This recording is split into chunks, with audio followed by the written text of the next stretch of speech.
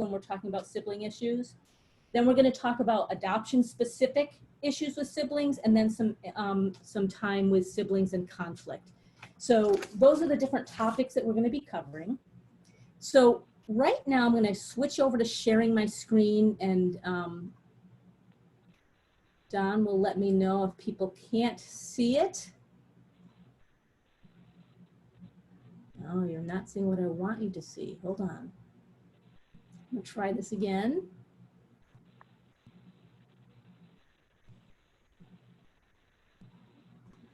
All right, do one more thing. Thanks for your patience. No matter how much you prepare, there's always a technical difficulty that comes up. So here we go. Don, can you see the diving person in the PowerPoint?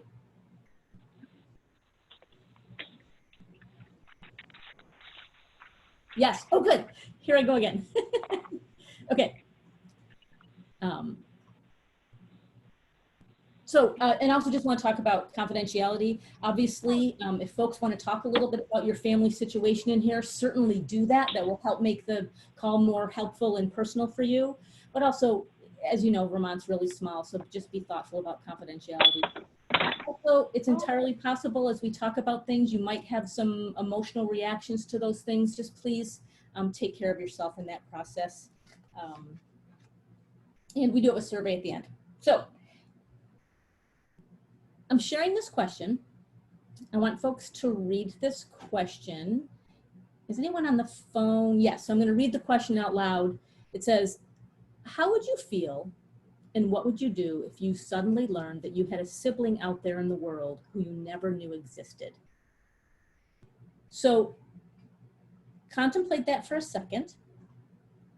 What we're going to do is we're going to do a quick introduction of everyone. And what I'd love you to do is share your name, where you're from, teeny brief scenario. I have 2 biological children and 1 adopted child. Something very simple like that. And then also your quick response to that prompt. What would you do if you found out, all of a sudden found out you had a sibling out there that you didn't know anything about? And I'll start. I'm Amy. I am in Burlington. I have 2 children, both who joined my family through adoption. They're young adults now. They're not biologically related. And I think I would be in shock, and I would sit down and do a Google search right away. So that's me. Tabitha, how about you? So I have 1 adult biological daughter. She's 23. I have another young lady who lives with me who came to me through foster care and has stayed on with me as an adult with disabilities. And then I have 2 foster children who also have a 3rd sibling who should be joining us sometime later this year. And that is pre-adoptive. Your response to that concept? Oh, I would be super excited about it and very curious about the person and want to get to know them. Thank you. Mm-hmm. Christopher and Meredith, how about you? Yes. We have 3 children. Our oldest is a biological son who just graduated from high school. And we have 2 adoptive children that are biological siblings. They're both of middle school age. And I would add that if I were to find out that I had a biological sibling, I would be shocked. I would want to. Oh, I agree with who just said that, so I concur. I would be shocked. I know it would never happen for me. I had 1 sibling. She died of an overdose. I would love to have more siblings. I know it would never happen for me. Meredith, I would let you speak. Our adoptive children do have other siblings, 2 of which they are not aware of. So this will be an interesting conversation. Yeah. And I would be completely and utterly shocked if I found out I had a sibling I didn't know about. Thank you. Carrie, how about you? Hi. We are not 100% through the adoption process, but it is happening this summer. Is that okay that I'm still in this group? Yes. Okay, so I have a 12-year-old biological daughter, a 9-year-old biological daughter, and a soon-to-be 3-year-old foster daughter that we're adopting this summer. And she does have 2 half siblings that she's only met one time in her almost 3 years. So this will be very interesting for me to have a different perspective. And I would definitely be shocked if I found out, and I would want to know everything I could about that person. Thank you. Amanda and Scott. Hi, yeah. So we had 2 biological daughters. We had a foster daughter, but she returned home to her family during this COVID. And as far as, so we're hoping to adopt eventually, but we're not in that boat right now. But I think yeah, of course you had to be shocked. Yeah. Yeah, if I found out I had a biological sibling out there in the world, I'd be stunned, given, given the way my parents are. If they were able to, I just can't imagine that happening. Thank you. Yeah. Elizabeth. Hi, my husband and I have, very similar to Christopher and Meredith, but our kids are younger. We have a biological son, and then we have 2 biological girls who are full siblings. They don't have any other siblings currently. I'm quite certain of that. But I think there's a decent chance that they will down the road. Probably not full biological siblings, but they might have some on either side. And that's something I think a lot about. I, too, would be really shocked given just my parents. But I would want to know everything. And I'd probably be a little upset that I didn't know that. My husband actually went through something a little similar, although many years ago, where he found out that he had he is the biological child of the parents who raised him, but found out there was another child. And that was many years ago. And we just met her recently. At Christmas. So that was pretty cool for him. Wow, thank you. Alana, how about you? Hi, my name is Alana Tate. I am the foster parent retention and recruitment specialist at the DCF Barre District office. So I am participating in the training as part of my goal to complete all of the trainings that we ask our foster parents to do. And I recognize one name on here. I don't know if the rest of you, if any of you are in our district. Me, myself, I don't have any kids, but if I found out that I had a mystery sibling, I would first be excited and then nervous. I think I would really want to meet them, and I would be nervous to find out if they also wanted to meet me. And I have a brother who is adopted, who that was his scenario when he was maybe 20. He found out that he had 2 biological sisters that he never knew. And I think that was kind of his process as well, just being excited, but also nervous. Thank you. Francesca, how about you?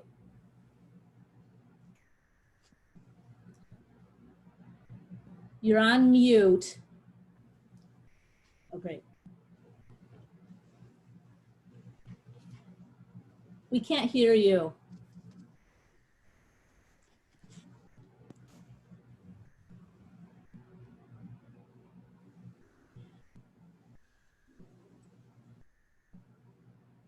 I'm gonna go on to the next person. Try and work on that, and we'll come back to you.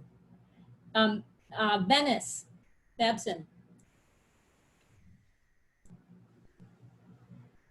Are you guys there? So Venice just got on, so she may not know the Okay. queue. If you want to review that. So Venice, She's still there. Okay. The question is, what's your situation in terms of adopted siblings that you have in your home? I'm going to keep going, and Venice, we can't hear you. So if there's a muting issue, just let us know. She's saying hi in the chat box. Okay. Carrie Ann, how about you?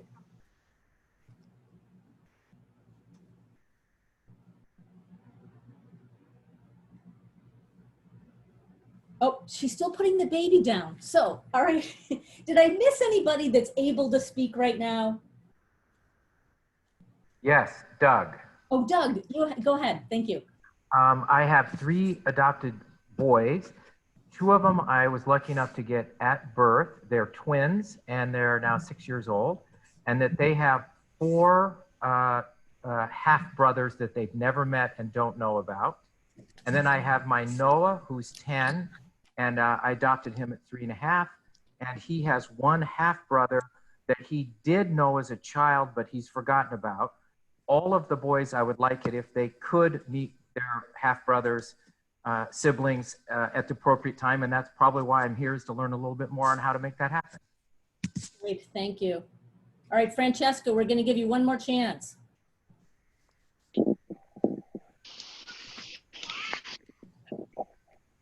Just hold on.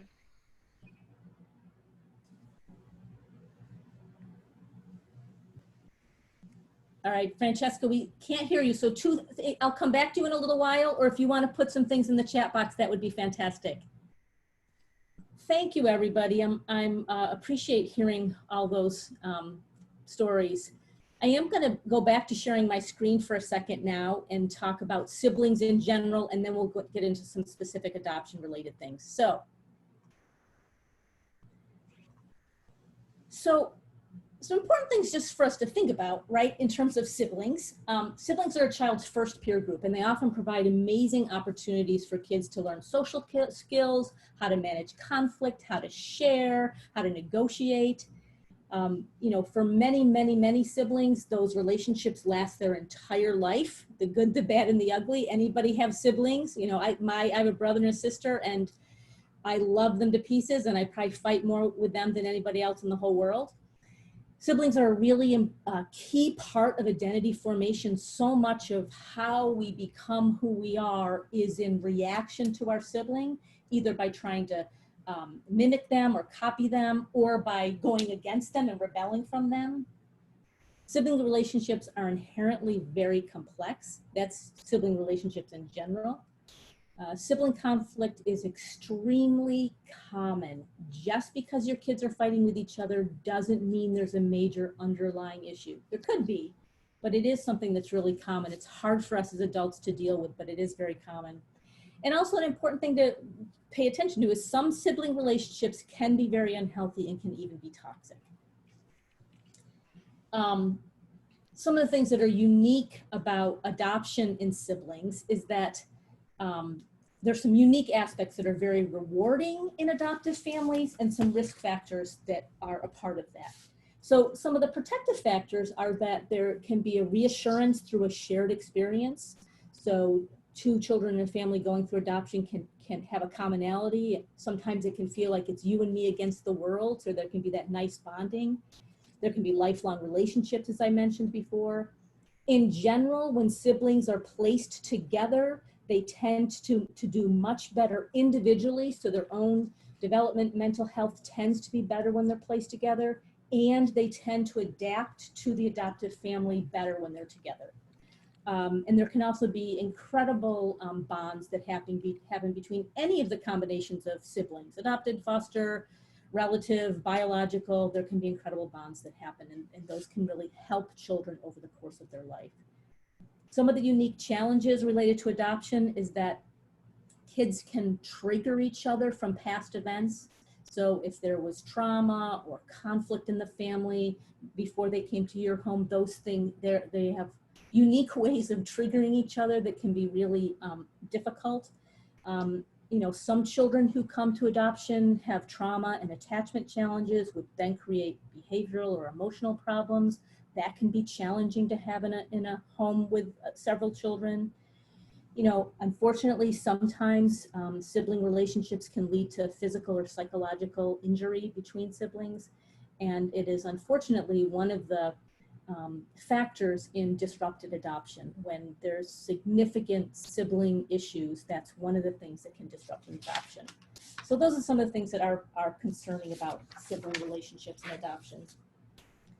Before I get too much more into siblings and adoption, I think it's really important that we talk about some underlying issues that are a part of adoption that, you know, we can look at some of the sibling issues that exist, but if we don't hang on to and remember some of these underlying pieces, we could miss some things that are going on with siblings. And this, I'm going to do this very briefly, and I'm going to provide you with lots of resources about more of this topic. But what you're looking at right now represents the 7 core issues of adoption. And there's a book that I'll recommend to folks that they can read after this. But in essence, some important things to think about is that, first of all, you'll notice there's a timeline on the bottom. And that signifies that adoption's not a one-time event. Sure, there's a court case and you might have a party and there might be a date that you celebrate, but adoption is something that impacts a child, a youth, an adult throughout the course of their entire life. The other piece you'll notice there's a hub, which represents loss and grief. And this is a hard truth. It's hard for me to think about when I think about my kids also, but every single adoption that has ever happened started with a significant loss. And again, I don't talk about that for us to feel bad or feel sad, but for us to acknowledge that piece, because if we don't pay attention to that piece, we may miss some opportunities to support our children when they really need us. So loss and grief is kind of that hub of adoption. And then the outside piece, you'll see the rim, which is secrecy and denial. And you know, it's changing in our society. People are more and more open about adoptions, but there still are lots of times, even folks mentioned on the call today that their children might have siblings and they don't know about that. And so there is that piece that also can create some challenging issues for families as they navigate some of those things that are unknown or that are secret. The top right green corner, abandonment and rejection. Often children who are adopted feel like they were somehow abandoned or rejected by their biological parents. And in response to that, they may reject or provoke others to reject them to kind of validate their negative feelings about themselves. So, you know, really common experience for any child is to try out for the baseball team or try for a position in the school play and they get rejected over that. And that's a normal life experience. However, for a child who's joined their family through adoption, that experience is going to impact them differently and potentially more significantly. Shame and guilt. Often children who are adopted believe that there's something intrinsically wrong with them. Otherwise, they would have been able to stay with their birth parents. They also might have feelings of shame, especially if they look different or perceive themselves to be different from their peers or from their siblings. You know, probably the most extreme example of that is in a multicultural family where a child is a completely different race from their the rest of their family. Intimacy and trust. Getting close to others can be really scary because the very first trust was broken for them, right? In an ideal world, a child is born to birth parents and they stay with them forever and ever and they're not harmed in any way possible. But because children had to leave that initial trusting relationship, it can be difficult for them. If they've had multiple placements, that's going to be even more of a challenge for some of our kids. Loyalty, so sometimes children who are adopted aren't sure where they belong, where they fit in. They love their birth family, even if they don't know them or don't see them, and they love the families that they adopted. So they have both of those strong feelings, but sometimes they feel pulled to claim one over the other. Identity, often, especially if there's pieces of information that are missing in their story, can grapple with who they are and where they belong and where they're welcomed. And then finally, mastery and control. You know, children who join their families through adoption can be notorious for getting into power struggles. And part of that's an attempt to regain control over this huge thing that they lost in their life, right? They had to leave the people that they were born to. And there can be that mastery and control that is a struggle for children who join their families through adoption for a long time. Amy, Elizabeth has raised her hand. Oh yeah, great. Elizabeth, go ahead. Hi, thank you so much. One thing that I often wonder, I think I neglected to mention my kids' ages, but our son is almost 5 and the girls are just 3 and just 2. Mm-hmm. And the just 3-year-old we got at 3 months old, but she went into care at 1 month old. And the just 2-year-old we got at 2 weeks old. And neither of them have had any contact with the biological for a while now. So my question is, I often wonder about how some of those things might impact a child that went to their adoptive family much younger, like before childhood amnesia is over. So particularly the trust and intimacy part of the wheel, and the control and mastery part of the wheel. And I know that there are certain things that happen in your brain even before you're old enough to remember things, but are those part of that altering of the brain that happens when the trauma of being removed happens? Yes, I mean, I can give you a long answer. I'm going to give you a short answer now, but then I'm also going to get you some resources about that. In some ways, any loss or trauma that happens pre-verbally is worse than trauma that happens later. Because when something happens before a child has language, they are not able to organize it in their brain and remember it in the same way. So if I was assaulted today, right, that would be horrible, but I could tell you what happened, I could tell you when it happened, who did it, how I felt, where I was injured, I could explain my feelings about it. But if it happens before a child has verbal memory, it's stored in their body in feelings, sensations, images. So that's why some of these issues can pop up and you have no idea. Why does my child never try out for anything? My child never wants to go out for the baseball team, never wants to do something new, never wants to do anything like that, because they have that fear of rejection. And so that's how it comes out. What you're also helping me connect to is the next piece of what I want to talk about, is that many, many, many adoptions also have trauma. So even prenatal trauma, right? So sometimes, unfortunately our children were, conceived in really difficult situations. There may have been domestic violence or physical abuse that happened in utero. So there's that traumatic piece that's also there for our kids. Let me jump back to my screen because I want to follow up on this piece a little bit more. So I think people have probably heard of the adoption triangle or the adoption constellation, right? And so this is the traditional way that it looks. There's the adopted person, the birth parents, and the adoptive parents.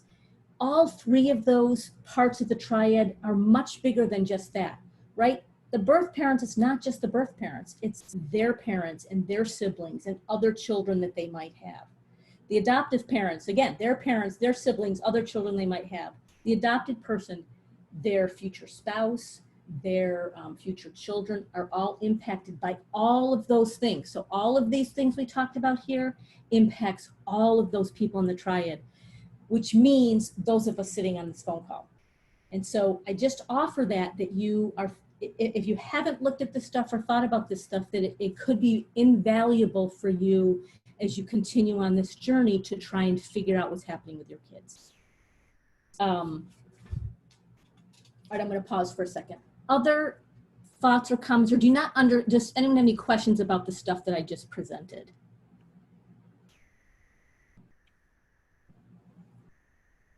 All right, if you have more, jump in.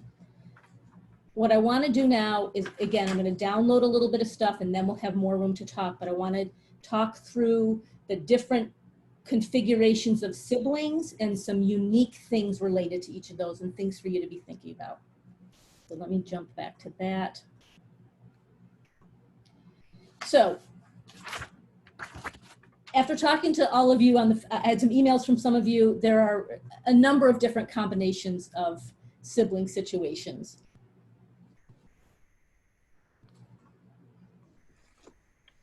Whoops.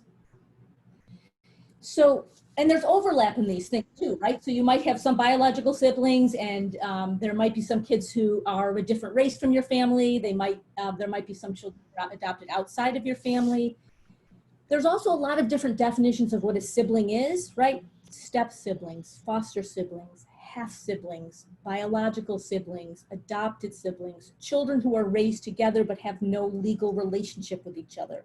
Some siblings are known, some siblings are unknown. The other thing that's unique about adoption and siblings is that in a family where where it's a completely biological family, there's a greater chance that people have things in common, like it's a family of all athletes, or a family of people who are all super quiet, or a family of people who are super tall. And, you know, there can be variances in that, but when you have adoption thrown in the mix, you can have some unique things come up, like you have a family where 4 people in the family are super athletic and 1 person is not, and that happens to be the child who's adopted. Or you have a family where everyone's really short and the adopted child is really tall. And so there's ways that those kids sometimes stand out, and that sometimes that seemingly small thing can actually impact our kids pretty significantly and make them feel like they don't fit in the same way. So sibling groups adopted into the same home, or biological siblings adopted into the same home. So some things to just note about those.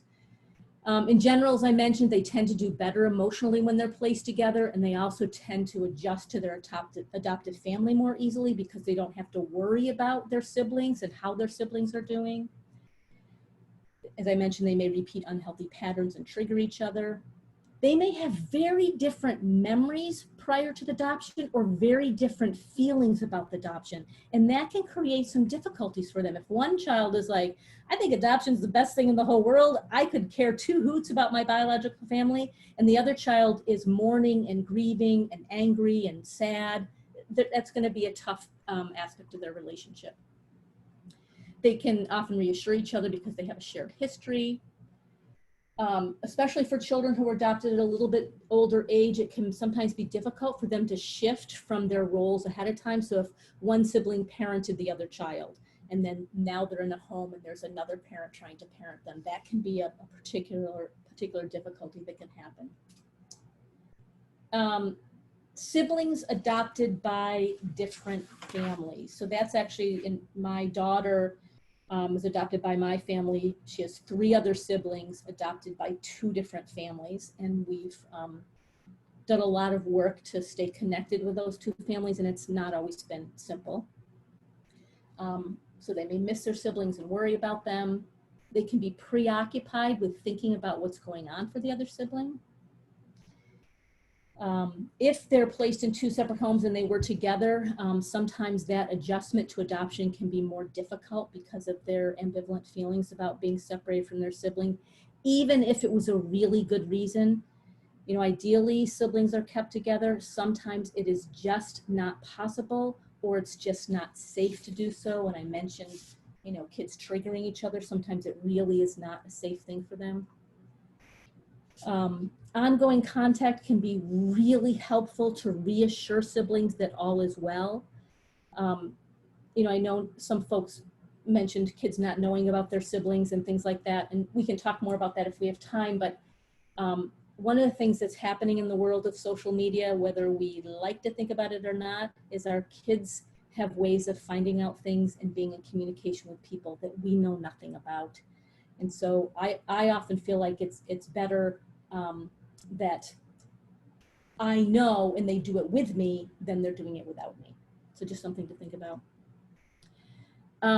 It can be challenging to navigate the parenting differences. I mentioned that, you know, we get together regularly with my daughters, 2 of her siblings, especially with their family, and they just have different parenting rules and guidelines.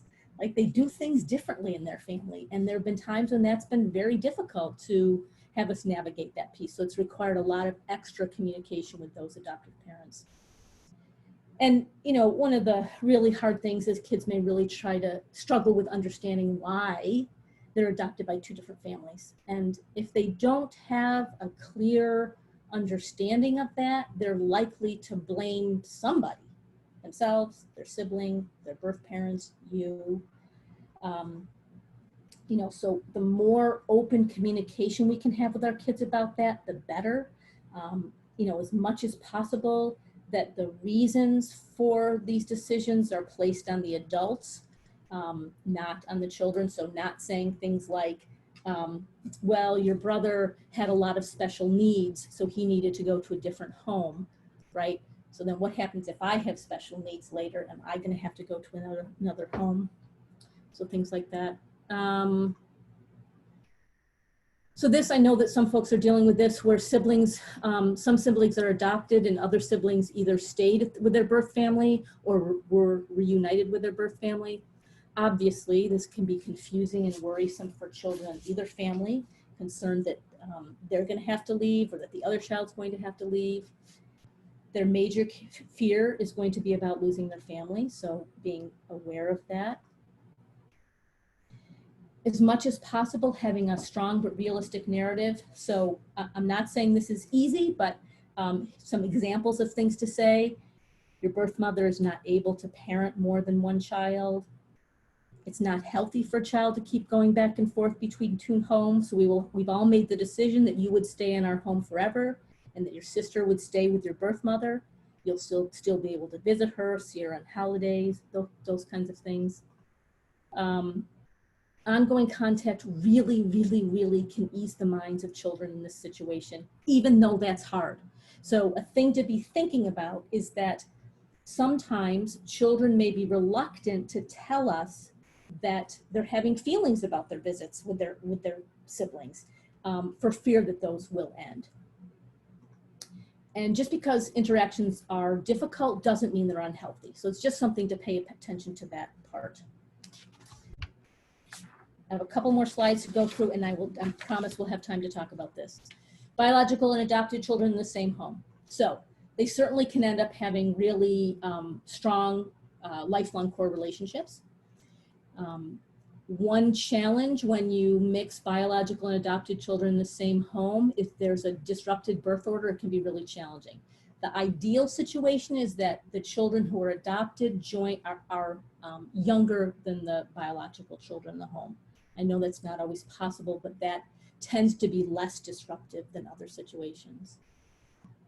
One thing to be aware of is your language. So biological children sometimes struggle around the fact that the adopted child, people might use words like you were chosen, or you're special, or we're gonna celebrate your adoption day today, or we're gonna have a food from your culture. And those things are all great for the adopted child. I'm not saying that at all, but then that can create some conflict for a biological child. So just to be aware of that and figure out ways to talk about that with your kids. Likewise, for adopted children, one thing that can be challenging is, and this we do all the time in our society, we say things to people all the time. You have the same eyes as your mother, right? Your hair is just like your Uncle Joe. Your personality is just like your grandfather. Those kinds of statements can be challenging for our kids. And certainly if an adopted child has special needs, which there is a higher likelihood that they might have special needs, right? That time and attention can be taken away from a biological child. So making sure that we're really aware of that and trying to figure out some way to counteract that piece. The other piece is we might be tempted to tell our biological child things about the adopted child to make them be more empathic. And I'm not saying that that's wrong, but we got to be cautious because if we share too much private information with that biological sibling, it could feel burdensome to them. And it also could create a really difficult dynamic where the adopted sibling may feel like they lost your trust because you shared private information about them. And the last one, this has come up a lot with kids. This whole notion is blood thicker than water. And so both biological and adopted children can have some difficult questions and worries about this. And again, finding ways to have open communication about this can be really helpful for our kids. Non-biological adopted siblings in the same home. This is the situation with my children, both adopted by both different biological families. And one interesting thing that happened a couple of years ago is that we ran into my son's biological mother, and he could have cared less. But my daughter, who's not related to this biological mother, was enthralled and fascinated by her. So that can be, that was just an example of something that happened. They might have very different histories, which can be supportive and disconcerting. They may have a different level of interest. The availability of information may be very different. And then the last grouping that I want to talk about is multicultural siblings. So it certainly can be any of the other issues we talked about, and it can be a situation that's very supportive in connecting with that family together. The child who comes from the predominant culture might have some of these feelings. They may feel extra protective of their sibling. They may worry about things like racism directed at their sibling. It will be really helpful for them to have a lot of information about racial issues, especially right now, things that are happening in our country.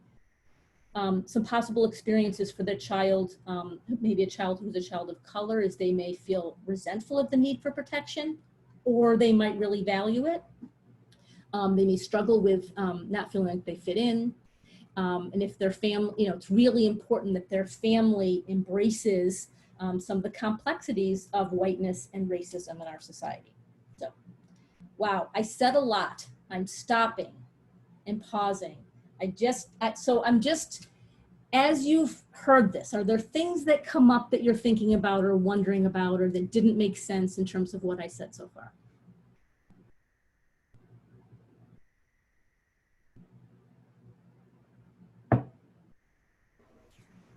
Can I jump in? Yes.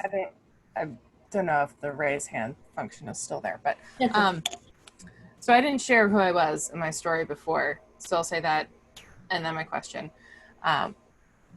So I have a 4-year-old adopted son who came to us at 2.5, and shortly after that, his half sibling came to us when she was 8 weeks old, and she was just reunified 3 months ago. And I had a biological daughter during all of that, actually 4 days after his adoption ceremony. So everything kind of happened all at once, and now we're trying to pick up the pieces and figure out how to go forward. My question is having piggybacking off of what Elizabeth was talking about, his trauma that happened was before he had language. Is including that in his story, would that be helpful in giving him words to talk about what happened to him and to help sort out his feelings? Including what? What you said, would including that be helpful? I wasn't sure. His trauma. I mean, not in any grave detail, but I don't know, we were gonna kind of stick with the basic, like, your parents had a lot of big problems to solve. So they couldn't take care of you, and not really getting into the details and letting his biological parents tell him what the details were, since he is going to have contact with at least his bio mom, because he has contact with his half sibling. Or should we incorporate that into his story in pieces to give him words to describe those feelings? Because they're certainly there, and we see that a lot.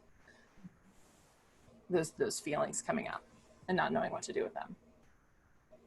I have a couple of thoughts, and then certainly anyone else that wants to jump in. The first thought is that you do what you can do to.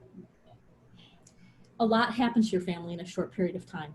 Mm-hmm. Right? Some incredible, beautiful, wonderful things, and some devastating things. And so paying attention to those things, and whether that's through therapy or whatever that is, I just hope that you honor and pay attention to that, because that clearly would impact anybody. The other piece is, you don't have to tell them all now, but as a general rule, kids knowing the whole truth of their story needs to happen. Because if we don't share that with them, they're left with huge holes of knowledge, right? So he may cry or get upset, right? And he's not going to understand that. And again, my opinion is that information coming from you versus his birth parent, they can tell him stuff too, but you're the primary parent. So you're the one that he needs to build that trusting relationship with, even if that information is really hard. And I think that's true for almost every adoption. There's really hard stuff and sometimes excruciating, devastating pieces of the adoption story.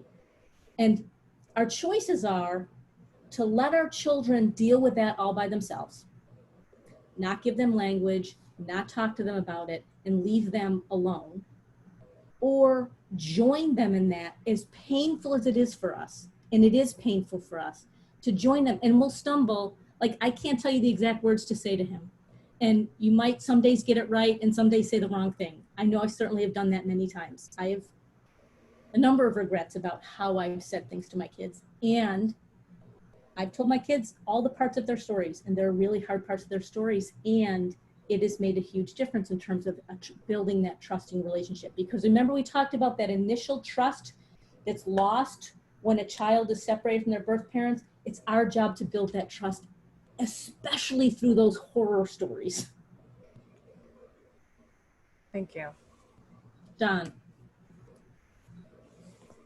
Yeah, thanks, Amy. So, we're going through that right now. And my daughter, who's now 8, when she was 4 months old, right around the end of May into June is when she was separated from her siblings. And every year at this time, the behaviors are horrid. And we know they're coming, and we know that what's going to happen. But she also knows something's up. She knows her body's not feeling well. She knows that there's something going on. And I think that that's the key. As kids get older, they know that there's something up. And so we have to kind of help. In my opinion, my wife and I decided we have to help her understand what's going on, what happened to her when she was a baby. And the other thing that we realized that we didn't have the skills to do it. So we engaged in a therapist to help us with this work. And, it takes a village to raise a child when they're your biological children. And that's hard as it is. So, this just kind of adds to it. But, I agree with Amy 100%. It's part of their story. When and how they get told their story really is dependent on you and them, because they have to be in the right space and how that happens. But, if you hide things, that's that trust piece. And the other piece, just as an aside, my older sister's adopted. And I, to this day, remember the day that she found out that she was adopted. She was a teenager, older, everything was hidden from her. And I can still to this day remember the day she confronted my parents about it. And so things are gonna come out. So it's just trying to figure out how and when to help tell their story. A couple of guidelines along that way. One, the second your child's placed with you, start having the conversation, even if they're infants, because it helps you practice, right? So you practice saying the things about their story and about you and what happened. So that's a critical time. The other critical time is age 5. Before age 5, ideally, kids know the basics of their story and there's not any big surprise like, oh, by the way, you have a sibling, or oh, by the way, I'm not your biological mother, right? So those big pieces of information by 5 is most helpful. And then the other age is 12. And I know, everyone's kids can be developmentally different, but a lot of people feel like I'm going to wait till my child's a teenager to share information with them. Actually, sharing information when they're a teenager is probably the worst time because they're so trying to figure out who they are and where they fit in the world, and they're rebelling against us. So ideally by age 12, they know the big stuff and they know some of those difficult details, and they're much more able to talk through that with you than if you wait until they're 14, 15, 17, 18, or however old Don's sister was, right? I think Christopher and Meredith, you guys had your hands up a minute ago. Yes, Amy, thank you very much. So we were going to offer up a response to Carrie Ann, and we had similar to what Dawn had said, in that trying to share the story with the adoptive child is important. Trying to build up that trust. Our adoptive daughter is 12. When she was 9, we started to engage with a family therapist. Prior to that point, we never lied about adoption, but we didn't really talk about a lot of details. But I would say to you, Carrie Ann, age-appropriate information is important to share with your child. And working with this family therapist, we created this storybook. Our daughter was involved with us in creating this storybook. So she got to draw in it. She got to ask questions along the way. And we still refer back to it from time to time. And it was a really positive experience, and it helped fill in the blanks for her. And she felt part of it. So I really strongly encourage you to try and do that same kind of concept with your son that you judge is age appropriate. So that's the answer that I wanted to share with you. And it took months and months and months of therapy sessions to build that book. So, Yes. But he's right. We still refer back to it, and she still asks questions, and she'll still talk about it. So. Well, just to add on that, just remember that cycle, this is a lifelong process. So you'll have a conversation at 2 and 4 and 10 and 15, and my kids are now 20 and 22, and we're still having conversations, and we probably will for a really long time. And also, as adoptive parents, we think we talk about this more than we do frequently. There was a study recently where they took some teenagers, a group of teenagers, all adopted, and said to them, so how open is your family about adoption? How much do you talk about it? And that group of teenagers said, we never talk about it. My parents are uncomfortable talking about it. It's not a safe place to talk about adoption with my adoptive parents. They took the adoptive parents of those exact same kids and they said, how often do you talk about adoption? And they said, we talk about it all the time. We're open. Our kids can come to us anytime they want. So that perception sometimes is off, right? In terms of how much we're talking about it. Yeah, Carrie. A lot of this hits home in my little one. So she's so smart, and I mean, she's not even 3, and she can ask us questions and has full sentences, great language. And so we read books about adoption. We talk about how she grew in my heart, not in my belly, like my other daughters did. So we're trying so hard, but I think it's that narrative and feeling so clueless. Like, did I just say something really damaging, or did I just get like a gold star on my adoptive parent talk? Like, it's really hard to figure out what I like. How you said you'll stumble through it. Half the time my husband and I look at each other and we're like, that sounds good. I don't know. I mean, I feel like we're going to learn, and it's like you said, a lifelong journey. We're not expecting this to be easy because it hasn't been up to this point. But it's like, I guess, how would you explain to someone really young, you know, why they can't be with their parent? That's just so, like, I don't want to give her too much information unless she's looking for it too. Like, I don't want to offer too much. Does that make sense? Mm-hmm. And I think that's a balancing act. Absolutely, we don't want to flood them with tons of stuff and overwhelm them. But I think as a rule, we tend to be too cautious in sharing stuff with our kids because it's hard to share with them. You know, saying things like, your birth mother was not able to parent any child. She wasn't able to do all the things that parents need to do to take care of children. What are those things, honey? Changing diapers and cooking food and taking care of our house. Like, your birth mother was not able to do those things. So answers like that can be sometimes helpful. You know, as if there is information about mental illness or substance abuse, as kids get a little bit older, explaining that can actually be helpful in terms of helping them understand what happened and make sense of it. Amy, Douglas has his hand up. Oh, sorry, go ahead, Douglas.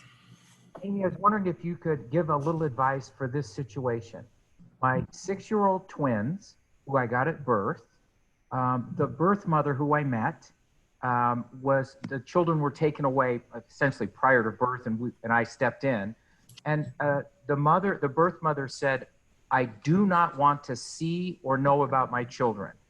Their birth father has never been found. The state did some DNA testing on a few people she thought could be the birth father.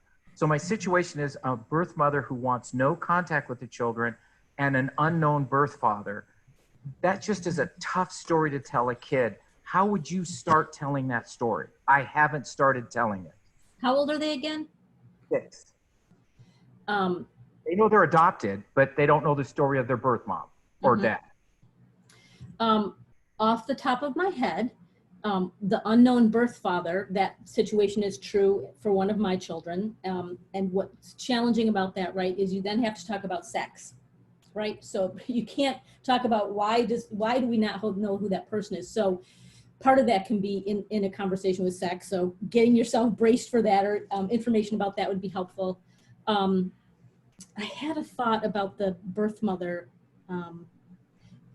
something like she's not ready. It was a difficult decision for her, and she's not ready to see you or talk to you, but maybe she will someday in the future. That's my first thought. Other people, help me out.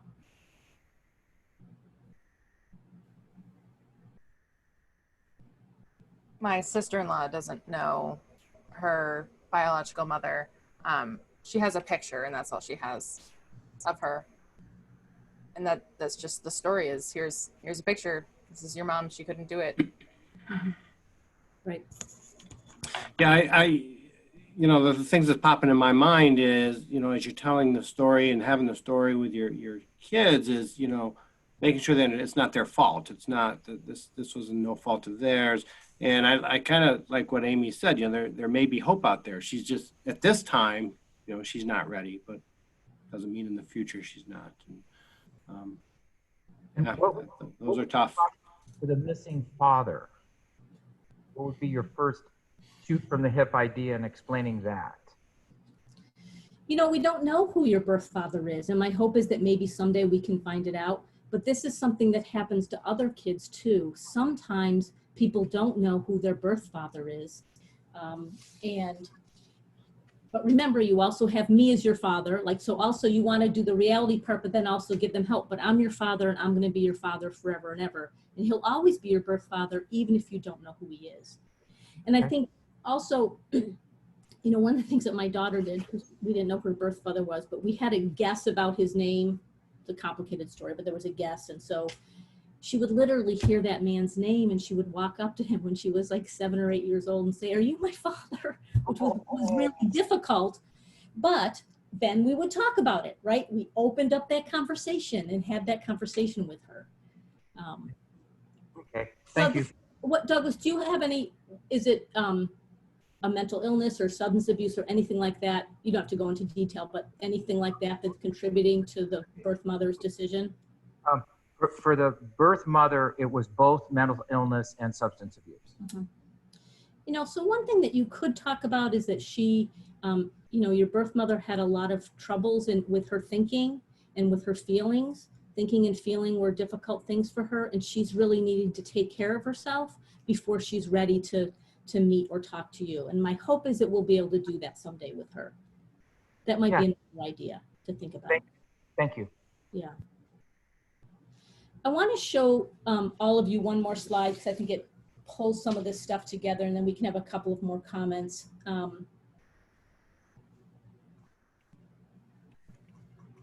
We skipped the part about sibling conflict, but we can talk about that at another time. So strategies in general. So with all of this stuff we're talking about, you being aware of your own emotional regulation, this is really difficult stuff. So whatever you need to do, whether that's with your partner, through therapy, through meditation, whatever that is, to take care of yourself in this process. And I just want to say, I've been a therapist for over 25 years, seen lots of people as clients, and I've also gone to therapy as a client to deal with some of the complications that come with adoption. So just support folks in doing that. Anytime there's sibling conflict or sibling challenges, consistent quality one-on-one time with kids goes a long ways towards resolving, preventing issues from coming up. Open and ongoing conversations about adoption. We talked about that some. There's certainly a lot more we could talk about.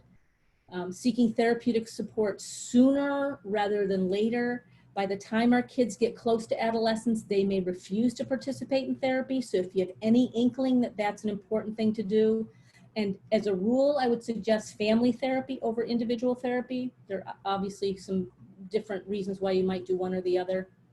if your kids are struggling, think back to those 7 core issues and just wonder whether or not that might be a part of what's happening.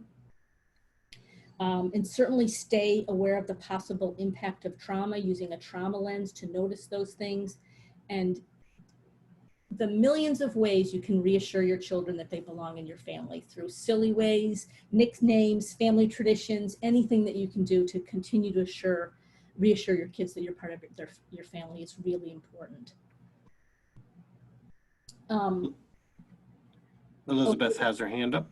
Elizabeth. Hi. I just wanted to share this book that I got that I really like for my kids. It's called Bunny Roo, I Love You. And it's pretty simplistic, but there can be a lot that you talk about from it. And it basically starts with, like, you know, at first I thought you were a bunny and you were trembling and I did this to help you. And, you know, and then I thought you were like kangaroo, and like all the things that it talks about all the ways that you've taken care of the parent. I mean, as the parent. And then it just kind of talks about, you know, you're just my baby. It doesn't matter what you are, you're just my baby. And it's pretty simplistic, but like even my 2 and 3 year olds and even my almost 5-year-old, it's like there's so much you can talk about. So for those with little kids, we have a bunch of books, and that's my favorite one because there's so much you can talk about. I'm going to mention some adult books, and I am going to also send this to you in an email tomorrow. But this first one is called Telling the Truth to Your Foster and Adoptive Child. It covers every possible difficult situation you can think of that's hard to talk to kids about. Great information in this book. This other one is the 7 Core Issues book, which goes into much greater detail about all the stuff that we were talking about. And then this third one is an informational guide of that goes through all the developmental stages of kids and gives you lots of ideas about, this is mostly focused on trauma and the impact of trauma at different developmental stages, and I'll send that to all of you. One question I have is, I know we didn't have a lot of time for discussion. I'm willing to offer that a week from tonight at the same time, if folks want to rejoin this call and we can continue to talk in more detail about some of those things. Anyone interested in that possibly? You don't have to commit now. Okay. I'll send out a Zoom invitation. If you want to join, great. Even if there's only one person on the call, I'll be here. Don, I didn't tell you about this ahead of time because I just made it up. So would love to have you, but you might be busy too. And we can have an opportunity to talk in more detail about some of these things if that would be helpful. Thank you so much. I want to stick to our time because I know you all have kids at home and things to do. But I really appreciate this conversation, and I will send that invitation for next week if people want to be a part of that. And I'll also send a list of resources out as soon as this call is over. So thank you so much, everybody. Thank you. Bye. Thank you, everybody. Be well. Bye, thank you.